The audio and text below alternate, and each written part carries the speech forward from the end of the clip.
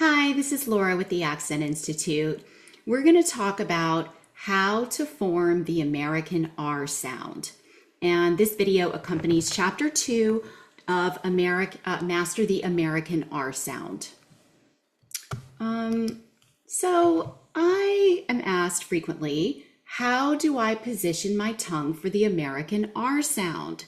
If you're working on R, you're going to want to know this.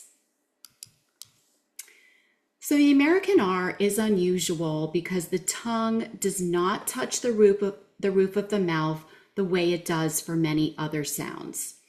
Instead, it forms a specific shape that allows the sound to resonate through the center of the mouth. So we're going to talk more about this. And this is the tongue position we'll use throughout the book. You'll see another one that some people recommend, but we're going to use this one. The sides of the tongue gently touch the inside of your upper molars. So your top back teeth, your tongue is going to spread and stretch and touch the inside. So the sides of your tongue in the back here will touch the insides of your teeth. If you press hard, sometimes you can look and see the little temporary ridges on the sides of your tongue, so you'll know that you have that tongue in the right place. The middle of the tongue lifts slightly toward the roof of the mouth, and then the tongue tip floats free. It doesn't touch anything. And so that R is sort of a tight, high back sound. Okay, so that's why the back of your tongue it's going to stretch and touch the insides of your teeth and lift, but not touching the roof of the mouth. So some people, and you may see this, that produce R by curling the tongue tip back like this, right? And this is called a retroflex R. It's when the tongue flips back over. And it can resemble an R sound, but in my experience, it also makes transitions really hard when sounds are next to it, or like t, d, and th. Those front sounds, it's hard to get your tongue front fast enough because speech moves very quickly. For example, earth, right? If I'm using a retroflex R, earth. It looks funny. It's hard to get your tongue forward to that TH when it's way back. So not using the retroflex R, but using a bunched R, I can get my tongue forward a lot quicker for earth. And it doesn't have that funny look, earth. Okay? And so that's why in this book, we're going to use the bunched R. So retroflex versus bunched. You're kind of accordioning this back, if that's a word, rather than this.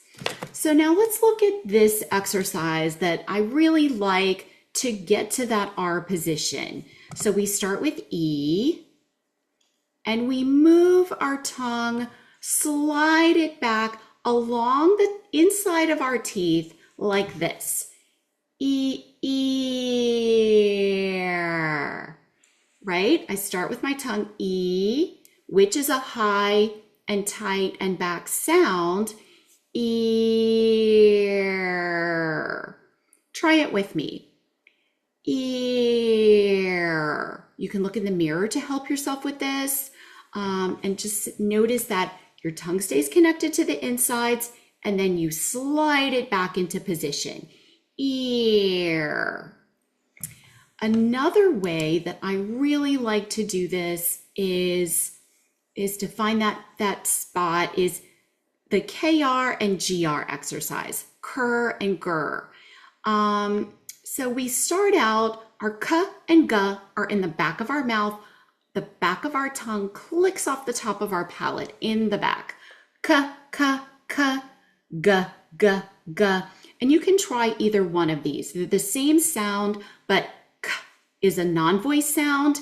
G, you use your voice. So the g may be a little better because there's more contact with the, not more contact, but more feeling with that, with your voice being there. But people are different, and you may, what works for some may not work for others. So find this, k, k, k, g, g, g. Find that, and then you're going to drop your tongue slightly to make your R.